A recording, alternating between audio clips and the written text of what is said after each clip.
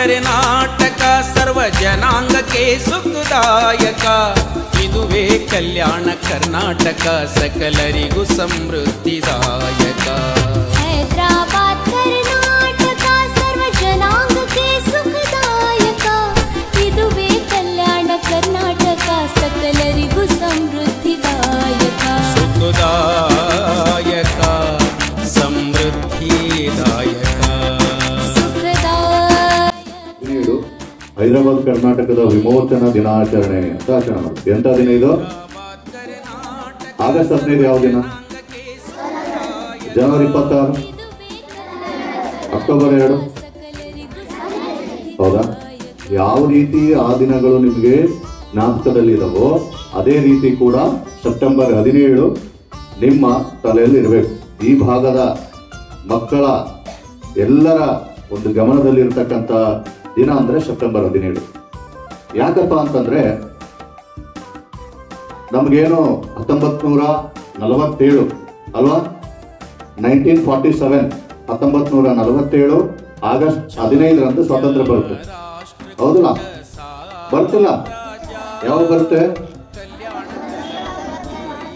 1947 August 15. ಹೌದಾ? ನಮ್ಮೆಲ್ಲರಿಗೂ ಭಾರತೀಯರಿಗೆ ಹೆಮ್ಮೆ ಪಡ್ತಕ್ಕಂಥ ದಿನ. ನಾವೆಲ್ಲರೂ ಬ್ರಿಟಿಷರ ದಿನ. ನಾವೆಲ್ಲರೂ ಬ್ರಿಟಿಷರ ದಾಸ್ಯದಿಂದ ಸ್ವಾತಂತ್ರ್ಯತೆಯೆಡೆಗೆ ಸಾಗಿದ ದಿನ ಅವತ್ತು. ಹೌದಾ? ಭಾರತೀಯರೆಲ್ಲರಿಗೂ ಕೂಡ 1947 ಆಗಸ್ಟ್ 15 ನಮಗೆ ಸ್ವಾತಂತ್ರ್ಯ ಬರುತ್ತೆ. ದೇಶ ಎಲ್ಲರೂ ಕೂಡ ಸ್ವತಂತ್ರದ ಉತ್ಸವದಲ್ಲಿ ತೇಲಾಡಿರ್ತೀವಿ. ಯಾವುದ್ರಲ್ಲಿ ತೇಲಾಡಿರ್ತೀವಿ? ಸ್ವಾತಂತ್ರ್ಯದ ಉತ್ಸವ. ಅಂದ್ರೆ ಬ್ರಿಟಿಷರನ್ನ ನಾವು ಹೊಡೆದಿರ್ತಿದ್ವಿ, ನಮಗೆ ಬ್ರಿಟಿಷರು ಸ್ವಾತಂತ್ರ್ಯ ಕೊಟ್ಟರು, ನಮಗೆ ಮನಸ್ಸು ಇಚ್ಛೆ ಬದುಕುವ ಅಧಿಕಾರವನ್ನ ನಮ್ಮ ದೇಶ ಪಡೀತು ಅಂತ ನಾವೆಲ್ಲರೂ ಅತ್ಯಂತ ಸಂಭ್ರಮಾಚರಣೆಯಲ್ಲಿ ತೊಡಗಿರ್ತೀವಿ.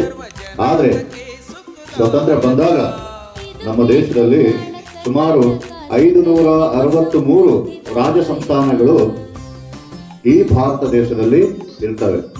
ಅಂದ್ರೆ ಏನು ಇವತ್ತು ರಾಜ್ಯಗಳು ಇದಾವಲ್ವಾ, ಆವತ್ತಿನ ದಿನ 1947 ರಾಜ ಸಂಸ್ಥಾನಗಳು ಅಂದ್ರೆ ಒಂದೊಂದು ಸಂಸ್ಥಾನವು ಒಂದೊಂದು ಪ್ರದೇಶವನ್ನ ಆಳ್ವಿಕೆ ಮಾಡ್ತಾರೆ.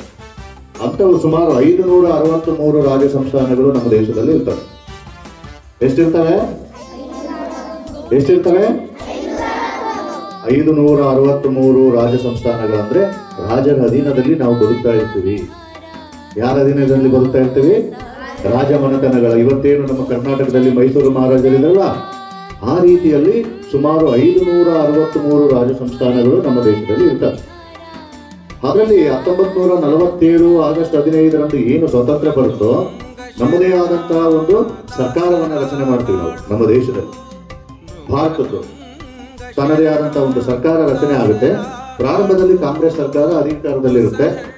ಹೌದಾ? ಜವಾಹರ್ಲಾಲ್ ನೆಹರು ಅವರು ಪ್ರಧಾನಮಂತ್ರಿ ಆಗ್ತಾರೆ. ಸರ್ದಾರ್ ವಲ್ಲಭಾಯ್ ಪಾಟೀಲ್ ರವರು ಗೃಹ ಮಂತ್ರಿ ಆಗ್ತಾರೆ. ಡಾಕ್ಟರ್ BR ಅಂಬೇಡ್ಕರ್ ಅವರು ಕಾನೂನು ಮಂತ್ರಿಗಳಾಗಿ ಸೇವೆ ಸಲ್ಲಿಸ್ತಾರೆ. ಸಮೃದ್ಧಿದಾಯಕ ಸುಖದಾಯಕ